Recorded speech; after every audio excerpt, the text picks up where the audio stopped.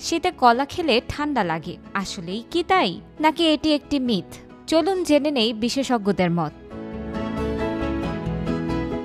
কলার পুষ্টিগুণ ও স্বাদ সম্পর্কে কম বেশি সবাই জানেন। অনেকেই বলেন কলা খেলে ঠান্ডা লাগে, তাই শীতকালে এই ফলটি খাওয়া উচিত নয়। কিন্তু পুষ্টিবিজ্ঞানীরা এই ধারণাটিকে ভুল বলে দাবি করেন।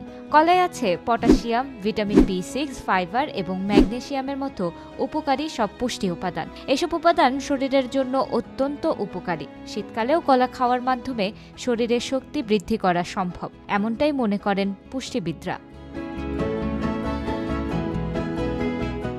এছাড়াও বিভিন্ন মানুষের শরীরে প্রতিক্রিয়া আলাদা হতে পারে। তবে বিশেষজ্ঞদের মতে কলা খেলে শরীরে ঠান্ডা লাগার কোনো বৈজ্ঞানিক প্রমাণ নেই, বরং ঠান্ডা লাগার অনুভূতি অনেক সময় পরিবেশের কারণে হয়ে থাকে। হতে পারে সেটির কারণ ঠান্ডা আবহাওয়া বা অন্য কোনো শারীরিক সমস্যা।